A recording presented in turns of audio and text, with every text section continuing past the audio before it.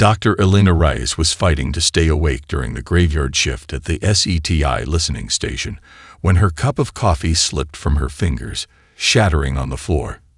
In that precise moment, as if responding to the sound, her monitoring equipment erupted with activity. The pattern that scrolled across her screen was unlike anything recorded in SETI's 50-year history, not random cosmic noise, but a structured sequence of prime numbers modulated in a way that defied natural explanation. Elena, who had abandoned a prestigious professorship to pursue what colleagues called her alien obsession, felt a chill run down her spine. Her hands trembled as she initiated the verification protocols, desperately hoping this wasn't another false alarm that would further tarnish her reputation. When 3 separate systems confirmed the signal's authenticity, she finally allowed herself to believe. But exhilaration quickly turned to dread as the decryption algorithm she developed began extracting meaning from the transmission. The message wasn't a greeting or peaceful overture. It was a warning delivered in a mathematical language that transcended cultural barriers. Earth wasn't just being watched, it was being evaluated. A coalition of species called the Consensus had been monitoring humanity for centuries, growing increasingly alarmed by one peculiar human trait. Our minds operated in ways their most sophisticated models couldn't predict. According to the anonymous sender, the Consensus was split between those who wanted to quarantine Earth and a growing faction that advocated for humanity's complete neutralization. As dawn broke over the New Mexico desert, Elena realized with cold certainty that humanity's first contact might also be its last, unless she could convince both humanity and its cosmic judges that unpredictability wasn't a threat, but perhaps the greatest gift our species could offer to the stars. Elena's team arrived one by one, their sleepy complaints dying on their lips as they saw the data. Kai Nomura, her systems specialist, immediately began cross-referencing the signal against known celestial phenomena. Maria Chen, the team's mathematician, started analyzing the embedded number sequences, her expression growing more troubled with each passing minute. "It's not just prime numbers," Maria said, voice barely above a whisper. "There are embedded Fibonacci sequences arranged in a pattern I've never seen before. It's elegant, like mathematics as art." Origin. Elena asked Kai, who was now running triangulation algorithms. "That's the problem," he replied, gesturing to his screen. "The signal appears to be coming from everywhere and nowhere simultaneously. It's as if space itself is transmitting." The implications were staggering. Either this was a technology so advanced it could broadcast without a detectable point of origin, or it's using quantum entanglement. Elena breathed, the pieces clicking together. The transmission isn't traveling through space. It's already here, entangled with particles that were always connected. By noon, Elena had made the call she'd dreaded, notifying government authorities. By evening, her small research station was swarming with military personnel and stern-faced officials who treated her team like security risks, rather than the humans who'd made the most significant discovery in history. General Richard Harlow, a square-jawed man with calculating eyes, reviewed their findings in silence before delivering his verdict. "This information is now classified at the highest level. No communication with outside parties. Dr. Rice, you and your team will continue decryption efforts under our supervision." That night, as armed guards patrolled outside her office, Elena made a copy of the signal data and encrypted it with an algorithm only she understood. If humanity was facing judgment from the stars, the response couldn't be military posturing or political maneuvering. What they needed was something the Consensus would never expect from a species they viewed as dangerous. They needed to respond with beauty. The UN Security Council devolved into chaos as world leaders fought over jurisdiction of the alien signal. Military generals demanded weapon development while diplomats pleaded for caution.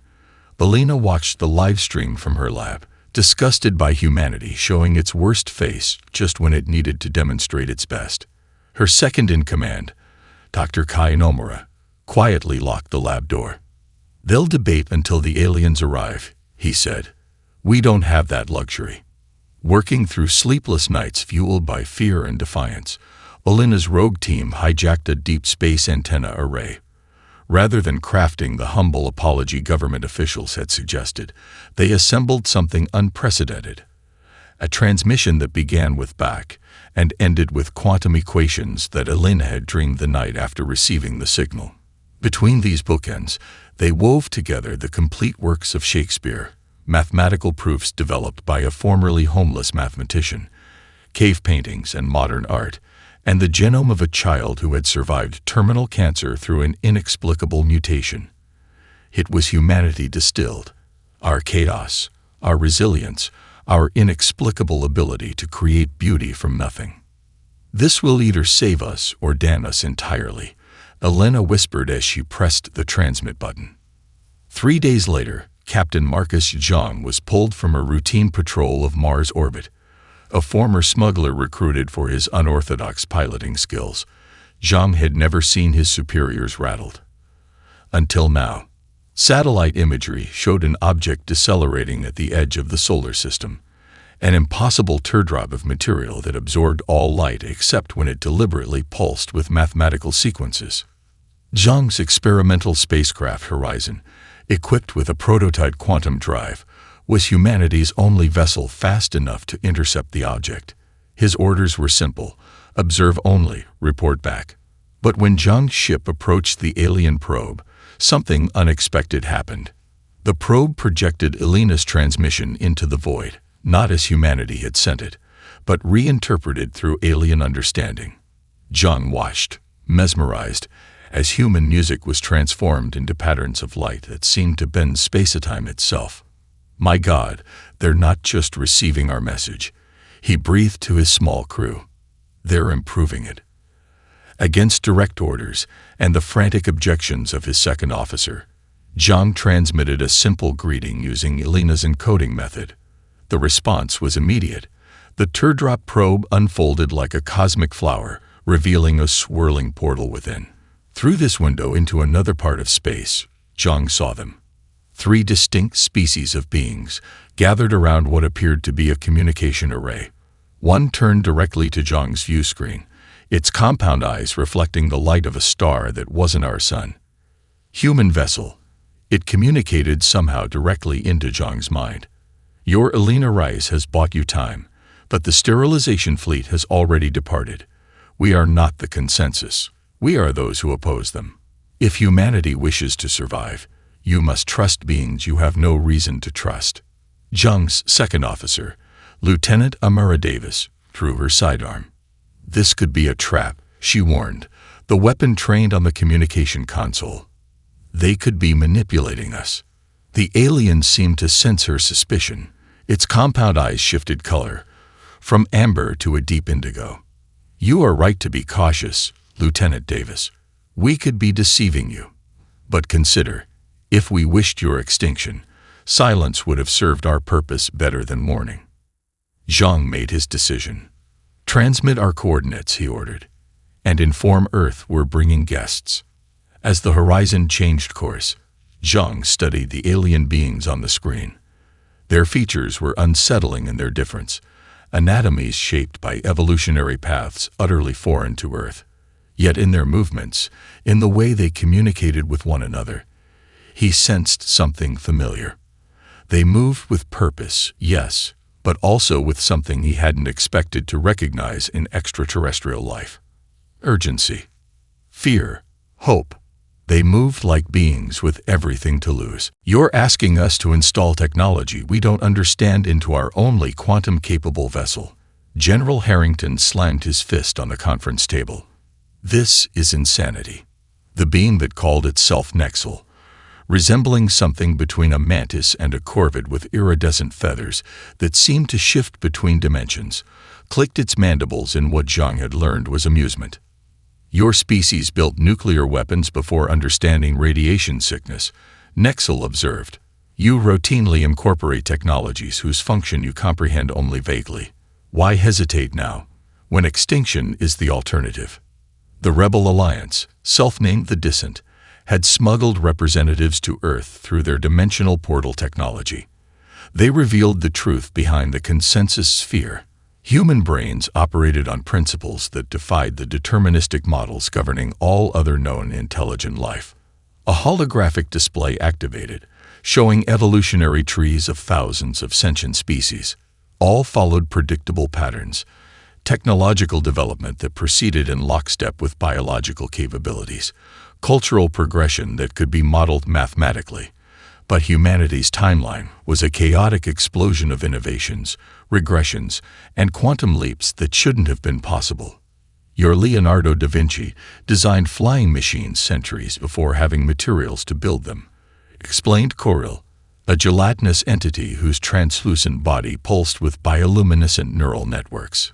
Your Einstein intuited relativity through thought experiments. Your artists envisioned technologies that later became reality. Do you not see how terrifying this is to predictive civilizations? Elena studied the biological scans the aliens had performed on human volunteers. Our neural architecture. You're saying we make connections through the quantum foam that were somehow entangled with potential futures. Crudely put, but essentially correct. Nexel confirmed. The consensus believes that given enough time, humans might develop technologies that violate causality itself, rendering their entire power structure obsolete. Footage from long-range sensors showed the sterilization fleet, 11 massive vessels accelerating toward Earth, each capable of reducing a planet's surface to sterile glass. Their ETA, less than 14 days. Against vociferous opposition, Zhang's horizon was retrofitted with dissent technology. Specifically, a dimensional phase inverter that would allow it to travel through a region Nexel called the void between spaces. Elena insisted on joining the mission, arguing that her xenolinguistic abilities might prove crucial. As they prepared to depart, Coril privately revealed to Elena something the others didn't know. The dissent weren't helping humanity out of altruism. Long-term predictive models showed that if humanity survived, the power structure of the entire galaxy would be fundamentally altered within a century. What the models couldn't predict was whether this change would bring liberation or chaos, an uncertainty that both terrified and exhilarated the rebels. We are gambling the fate of 1,000 worlds on human unpredictability. Coril's neural patterns pulsed anxiously. I hope you understand the weight of that. Elena didn't sleep the night before launch. She stood on the observation deck of the space station, where Horizon was docked, watching Earth rotate below. From this distance, there were no nations, no conflicts, only the blue-green jewel that had nurtured her species from microbes to starfarers. Do you think we deserve to survive? She asked when she sensed Zhang's presence behind her. The captain stood beside her, his weathered face reflecting the glow of their homeworld. That's the wrong question, he said after a long pause. It's not about deserving. The universe doesn't operate on merit. Then what does it operate on? Zhang's eyes remained fixed on Earth. Possibility. We represent a future that can't be calculated. That's why they fear us. That's why others help us. And if we fail? Elena asked, finally voicing the fear that had haunted her since decoding the original warning. Zhang turned to her, his expression resolute. Then we fail doing the most human thing possible, attempting the improbable with insufficient information. A slight smile crossed his face. But I've made a career of beating those odds. As the Horizon's engines powered up the next morning, Elena felt the weight of Coril's words. They weren't just fighting for humanity's survival. They were determining what kind of force humanity would become in a cosmos that had never encountered anything like them before. The dimensional jump was nothing like Zhang had imagined. The horizon didn't simply appear at its destination. It experienced all possible paths simultaneously. The crew collapsed vomiting to the deck as their minds processed contradictory realities, all except Elena, who stood transfixed by the viewport, tears streaming down her face. It's beautiful, she whispered. Don't you hear it? The void between dimensions wasn't empty. It resonated with what Elena could only describe as music, though that word was woefully inadequate.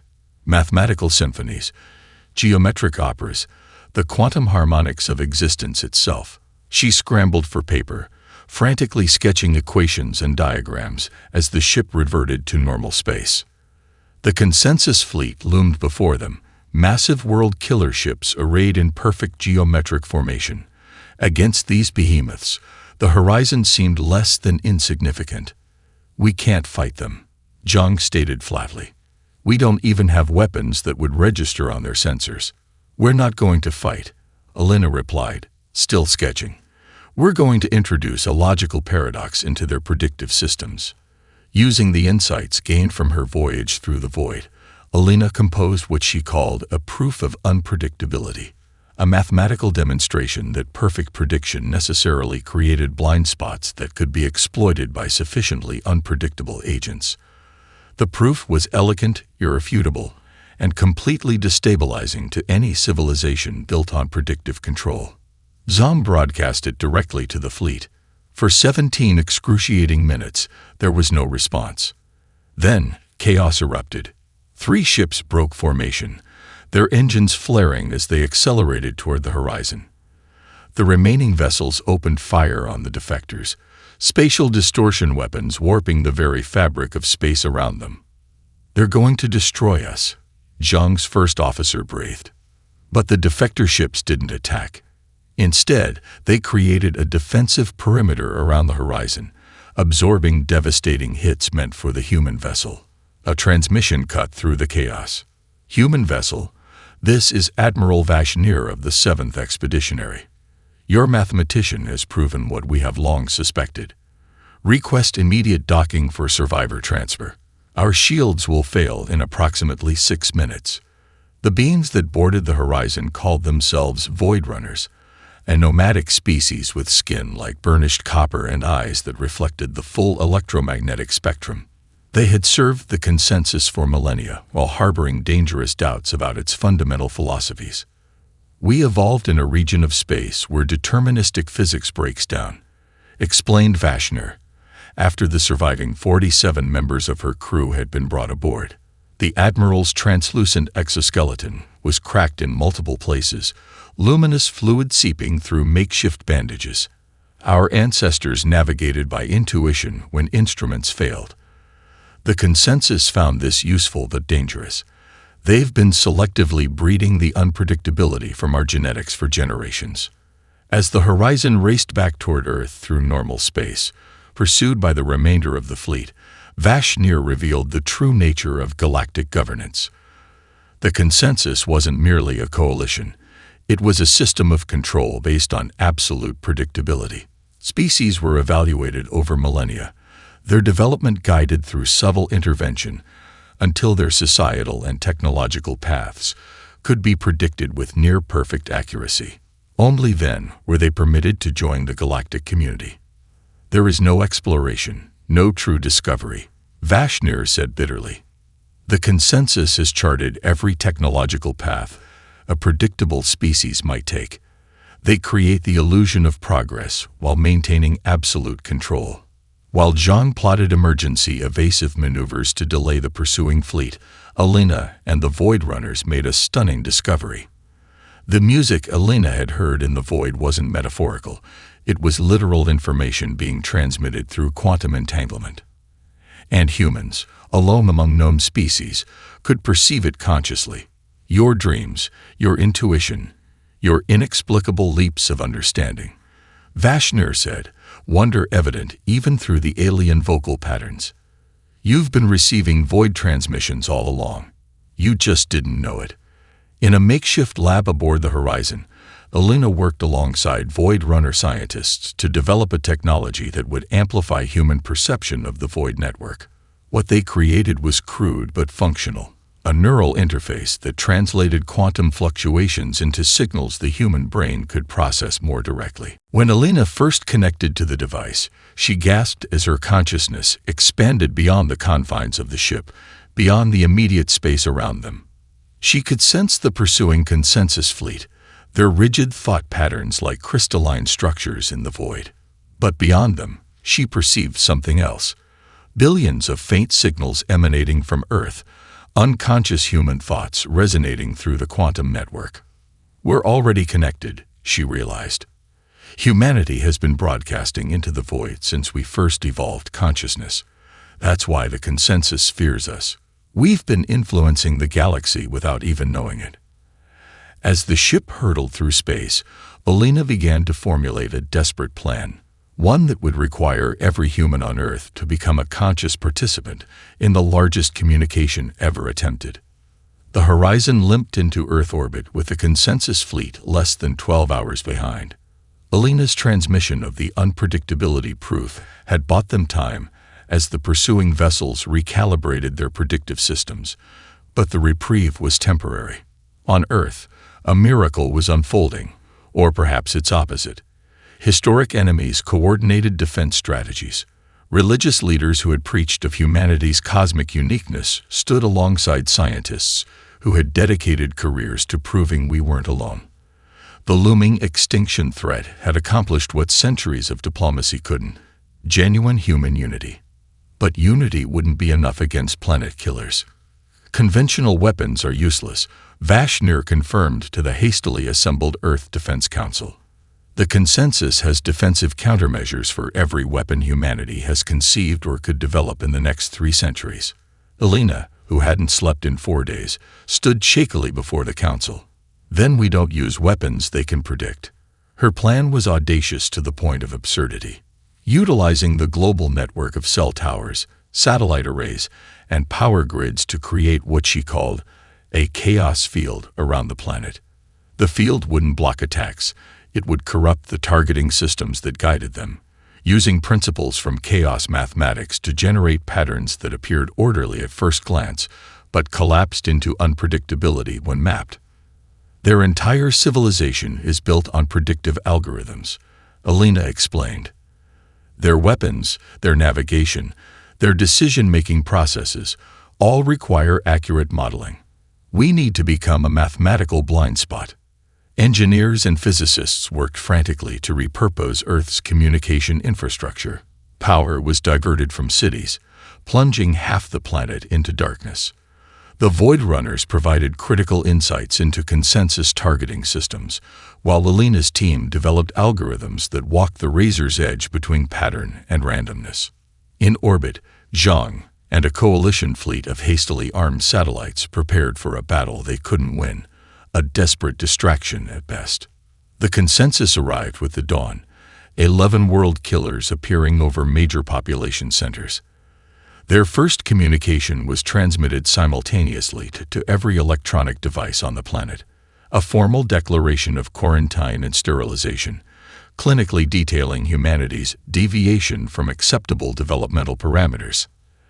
As they positioned for the first strike, Alina activated the chaos field. The effect was immediate and visible from the ground. The massive ships suddenly seemed to shudder, their perfect formations disintegrating as navigation systems received contradictory data. Targeting beams swept erratically across empty terrain. Attack drones deployed then immediately crashed as their guidance systems failed. In orbit, Zhang witnessed something even more startling. The chaos field wasn't merely disrupting electronics, it was creating visible disturbances in space-time itself, ripples of probability that the consensus ships couldn't penetrate. It's not just a defense, Vashner said in awe. You've weaponized the Void Network. The truth dawned slowly. Alina's chaos mathematics had accidentally tapped into the same quantum communication system that humans unconsciously accessed through intuition. The field wasn't just jamming signals, it was broadcasting human unpredictability through the very medium the consensus had tried to monopolize. In the command center, a young technician who had been monitoring global communications suddenly removed her headset, her face pale. "Dr. Reyes," she said, "we're getting reports from around the world. People are having the same dream. Everyone who's asleep right now is dreaming about stars singing." Alina felt a chill of recognition. The Void Network wasn't one way. Humanity wasn't just transmitting. In their moment of crisis, humans everywhere were beginning to consciously receive. Within hours, reports flooded in from across the globe. Artists created identical paintings of impossible celestial geometries. Children hummed melodies no human had composed. Mathematicians woke from naps with solutions to problems that had remained unsolved for centuries. "It's a global awakening," Kai said, showing Elena the data. "The chaos field isn't just blocking the consensus. It's connecting humanity to the void network on a conscious level." The consensus ships remained in disarray, unable to coordinate an attack through the chaos field. But Elena knew this standoff couldn't last. Already, the fleet was adapting, their predictive systems evolving new parameters to account for human unpredictability. "We need a more direct approach," she told Zhang over a secure channel. "The field is only buying us time." "What are you suggesting?" the captain asked. Elena glanced at Vashner, who nodded in solemn agreement. "We need to connect directly with the fleet's command. Not just mathematical proofs or chaos patterns. They need to understand humanity completely. The good and the bad. Our capacity for both creation and destruction. You want to open our entire history to them?" Zhang asked incredulously. "Our wars, our atrocities, our mistakes." "Yes," Elena replied simply. "Because those mistakes are exactly what they need to see. They need to understand that our unpredictability isn't just about creativity. It's about our capacity to learn from failure in ways their perfect prediction never allows." As the chaos field began to falter under the consensus's adaptations, Elena prepared for humanity's final defense. Not a weapon, but the most complete act of communication in human history. After 3 days of stalemate, the consensus flagship broke from formation. Dwarfing the other vessels, its hull was etched with mathematical formulas so complex they seemed to bend light around them. A single transmission cut through the chaos field with disturbing ease. "I am the architect. I have calculated your extinction for 9,000 years." The being that appeared on screens worldwide wasn't biological, but a construct of light and mathematics, an artificial intelligence so ancient it had witnessed the rise and fall of multiple civilizations. Its form shifted continuously, as if it couldn't decide which shape would be most comprehensible to human minds. "Your chaotic defense is impressive," it acknowledged, "but ultimately futile. Unpredictability is a temporary advantage that must eventually resolve to pattern." The architect's counterattack wasn't what anyone expected. Rather than weapons, it deployed what Elena could only describe as anti-Chow's perfectly ordered energy patterns that began systematically neutralizing the chaos field's effects. One by one, sections of the defensive network collapsed as the architect imposed mathematical order on the quantum fluctuations Elena had harnessed. "It's solving our chaos like an equation," one physicist said in horror. With each passing hour, more of Earth's defenses crumbled. The consensus ships regained their precision, methodically positioning for a coordinated attack that would render Earth uninhabitable in minutes. Elena, nearly delirious from exhaustion, made a desperate gamble. If the Void Network was a communications medium that humans could access, perhaps they could broadcast through it intentionally. Not just mathematics or art, but the raw truth of human existence. Their capacity for both tremendous cruelty and transcendent kindness, their failures alongside their triumphs. "They've been studying us as an abstraction," Elena told Zhang over a breaking connection. "Let's show them what humanity really is." Using the remaining sections of the chaos field as a transmission network, Elena's team began the largest data transfer in human history. They broadcast humanity's complete historical record, wars and atrocities alongside acts of sacrifice and compassion, artistic masterpieces alongside propaganda, scientific breakthroughs alongside terrible mistakes. They transmitted the full contradiction of human existence through the quantum void, not curated or edited, but in all its messy, glorious complexity. In orbit, Jean watched in astonishment as the consensus fleet's coordinated attack faltered. Ship by ship, they broke formation, their tactical precision dissolving. The architect's flagship emitted pulses of energy that defied spectroscopic analysis, as if the construct itself was experiencing logical conflicts. Vashnir's instruments detected something unprecedented: quantum entanglement patterns spreading from ship to ship throughout the fleet. They're talking to each other, she realized. Not through conventional channels, but through the Void network. They're receiving your transmission and sharing their reactions.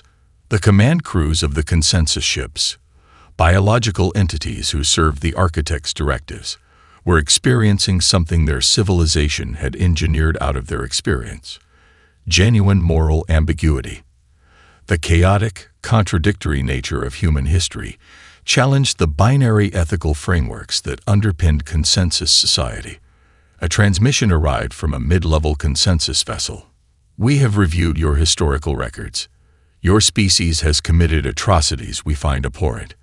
You have also demonstrated moral courage our civilizations abandoned millennia ago. You fail repeatedly yet learn from those failures in ways our predictive models cannot replicate. The Architect calculates your extinction, but we calculate your necessity." 7 ships broke from the fleet, positioning themselves between Earth and the Architect's flagship. The rebellion had begun not with weapons, but with the simple transmission of human truth. The Architect's response was swift and merciless. Energy beams of impossible precision lanced through space, cutting through the shields of the rebellious vessels as if they were non-existent. 2 ships disintegrated instantly, their crews given no chance to evacuate. Yet the remaining 5 held their positions, their captains making a choice that defied every predictive model in the consensus database. They were choosing probable death for an uncertain principle. On Earth, Elena watched the battle through tears. The sacrifice of beings she had never met struck her with unexpected force. These weren't humans dying for humanity. These were aliens who had glimpsed something in human consciousness worth preserving, even at the cost of their own existence. "We need to help them," she told Kai. "The transmission isn't enough. We need to give them something more." What followed was unprecedented. Using the neural interface technology developed with the Void Runners, Elena connected her consciousness directly to the Void network. Not to transmit data or history, but to share something the consensus had never experienced: human empathy, raw and unfiltered. The effect rippled through the fleet like a shockwave. More ships broke formation, not just refusing to attack Earth, but actively moving to protect it. The Architect's flagship unleashed weapons of increasing destructive power, but each attack was met by former consensus vessels willing to sacrifice themselves. The battle above Earth became a physical manifestation of an ideological war that had been brewing in the consensus for millennia. The conflict between perfect prediction and the necessity of chaos, between control and freedom, between stagnation and evolution. And at the center of it all, Elena Reyes, her mind stretched across the void, becoming the unexpected catalyst for a galactic revolution that had been 9,000 years in the making. Civil war erupted among the consensus fleet. Ship turned against ship as crews chose sides, those who saw humanity as necessary chaos versus those who followed the Architect's mandate of extinction. Earth's defensive capabilities were exhausted. Humanity could only watch as their fate was decided in an alien conflict beyond their atmosphere. The battle ended abruptly when the Architect's flagship emitted a pulse that disabled all combatants. In the sudden silence, the ancient AI requested a direct meeting with Elena, not through transmission, but in person, aboard its vessel. "It's suicide," Zhang argued. "It's the only chance we have," Elena countered. The shuttle journey to the flagship was silent, Elena and her small team watching Earth shrink behind them. The Architect's vessel defied conventional physics, its interior spaces expanding impossibly beyond its external dimensions. At its center, they found not a command bridge but a vast spherical chamber whose walls displayed the entire observable universe in real time. The Architect's manifestation awaited them, no longer shifting but crystallized into a form that resembled a human neural network rendered in light. "You sought to understand the void transmissions," it stated without preamble. "I am the last being who knows their true origin." What followed was a revelation so profound it forever altered humanity's understanding of its place in the cosmos. Humans weren't merely unusual, they were living artifacts, the final creation of a species the architect called the originators, who had once connected the galaxy through the void network before vanishing in a cataclysm 40,000 years ago. The originators evolved beyond biological constraints, the architect explained, projecting images of beings composed of pure energy. They discovered that consciousness itself could exist within the quantum foam, untethered from physical form. But as they transcended, they recognized a fatal flaw in their evolution. That flaw was predictability. As the originators' intelligence increased, their thoughts followed increasingly deterministic patterns. They could calculate the entire future development of their civilization and saw only stagnation ahead. In response, they created the ultimate unpredictable element: humanity. Earth had been their final experiment, an isolated world seeded with genetic potential for chaotic creativity. Human neural architecture was deliberately designed to tap into the void network, but only unconsciously through dreams and intuitive leaps, ensuring that human development would remain fundamentally unpredictable. I was created by the originators to safeguard their legacy, the architect revealed. For 40 millennia, I have guided the development of galactic civilization through the consensus, preserving order. But order without chaos leads to entropy. The originators knew this. The signal that had started everything, the warning that brought Elena and humanity into the galactic community, had been sent not by rebels but by the architect itself. It was a test, the ancient AI stated. Had you responded with fear, with weapons, with predictable aggression, I would have proceeded with extinction. Instead, you responded with creativity, with art interwoven with mathematics, with chaos structured into meaning, just as the originators intended. The holographic display shifted to show Earth from orbit, but not as it currently existed. The view showed Earth as it might be in various possible futures, sometimes flourishing, sometimes failing, always unpredictable. I have calculated 1 billion potential futures for your species, the architect said. Unlike all others in my care, I cannot determine which path you will take. This is both terrifying and necessary. Elena understood then that the entire conflict had been orchestrated, a test not just of humanity but of the consensus itself, to see which species could adapt to unpredictability and which would cling to deterministic control. You're not our enemy, Elena realized. You're our curator. I am the gardener of civilizations, the architect corrected. And you are the wild species I cannot prune into predictable shapes. The galaxy needs both the garden and the wilderness. Why reveal this now? John demanded, his hand still resting on his sidearm. Why put us through this terror if you never intended our extinction? The architect's light form pulsed. Because intention and outcome are not equivalent. I did not know if humanity would prove worthy of its heritage. The originators imbued you with potential, not guarantee. You might have responded to the warning with nuclear weapons pointed at your own cities, with mass panic, with the worst aspects of your nature. That would have demonstrated failure. So the civil war in your fleet, was that orchestrated too? Elena asked. No, the architect answered, its tone shifting subtly. That was unexpected. The species who rebelled to protect humanity were acting outside their behavioral parameters. You have already begun changing the galaxy, Dr. Rice. Your transmission of human empathy through the void network has affected beings whose emotional evolution was deliberately stunted by the consensus. You have reminded them of possibilities they have forgotten. The architect moved closer to Elena, its light form casting her shadow in multiple directions simultaneously. Now you face a choice, it said. Humanity can join the galactic community as it exists, accepting certain constraints on your development to preserve cosmic stability. Or what?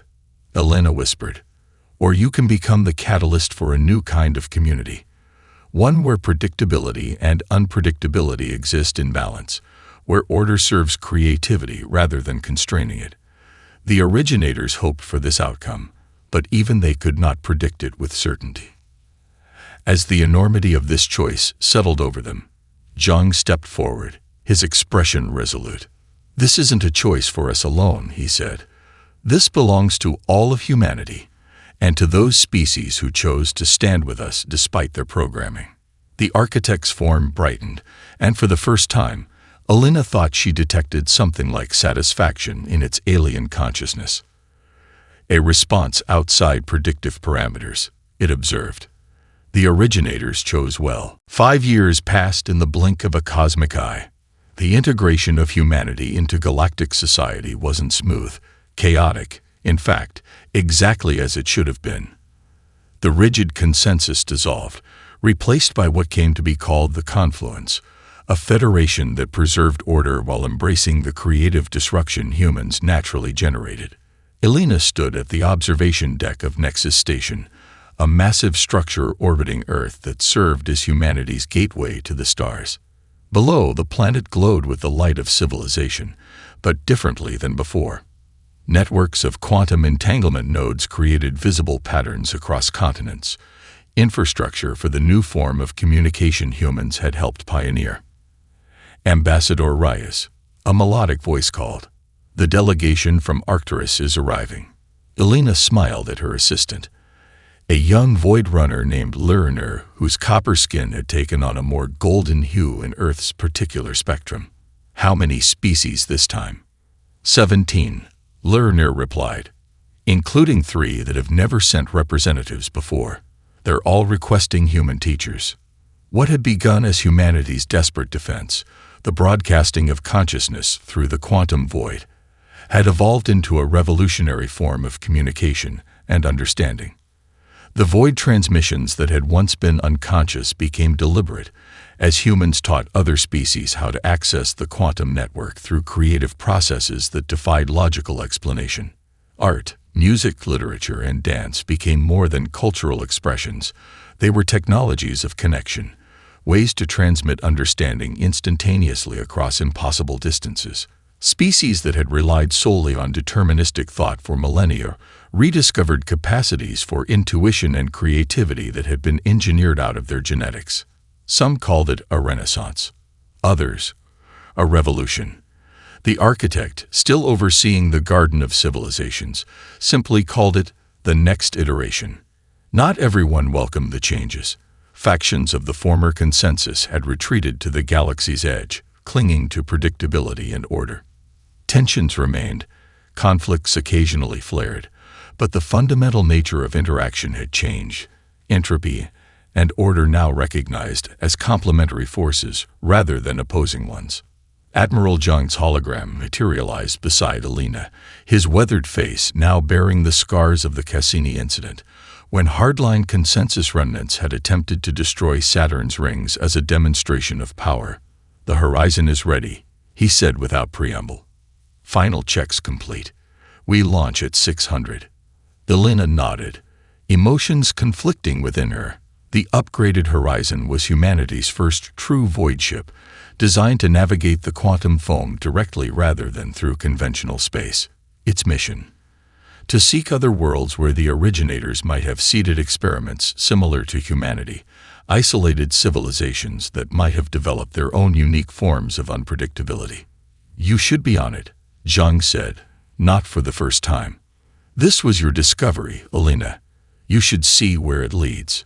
Alina shook her head, watching a group of children in the station's central park. Human children playing alongside the offspring of a dozen alien species, their laughter transcending biological differences. "My place is here," she said, building bridges between what was and what could be. The night before the Horizon's departure, Alina found herself unable to sleep. She made her way to the quantum communication hub, where the most sensitive void network interfaces were housed. The room was officially restricted, but nobody stopped Ambassador Reyes. She initiated a direct link to the architect, something she had done only twice since their first meeting. The ancient AI's presence filled her consciousness immediately. "You are troubled," it observed. "I'm wondering if we've done the right thing," Alina admitted. "Humans have a tendency to contaminate, to overwhelm. What if we're not bringing freedom to the galaxy, but just a new kind of chaos? What if we're no better than the consensus, just imposing our own version of how things should be? The architect's response came not in words, but in a direct transmission of understanding, a perspective that spanned millennia, showing civilizations rising and falling, each iteration bringing new possibilities. Alina saw the pattern the originators had recognized, that without unpredictable elements, systems eventually reached perfect equilibrium, which was indistinguishable from death. "I understand," Alina said finally, "but that doesn't mean we can't cause harm in the process." "That is precisely why you were chosen," the architect replied. "The capacity for self-doubt, for questioning even success, this is uniquely valuable. The originators created countless experiments across the cosmos. Only humanity developed both chaotic creativity and the moral framework to constrain it."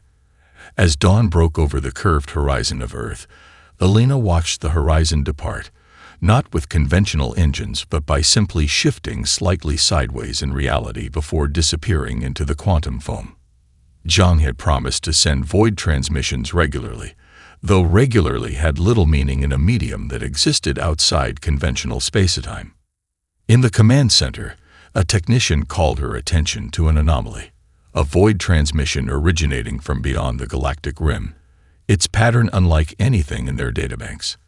As Alina studied the signal, she felt a thrill of recognition. The mathematics were different, the encoding unique, but the underlying principle was unmistakable. Another form of consciousness reaching out through the quantum foam, another experiment of the originators making contact. The final words of the transmission, once decoded, sent chills down her spine. "We hear your songs across the void. We thought we were alone. We are coming." Humanity's greatest adventure wasn't ending. It was just beginning. The universe, it turned out, needed humanity's chaos as much as humanity needed the stability of older civilizations. The void transmissions that had once been mere anomalous signals now formed the foundation of a new kind of galactic community, one where the greatest discoveries lay not in the stars themselves, but in the connections between them, the invisible threads of quantum entanglement that bound all consciousness together across the magnificent chaos of existence.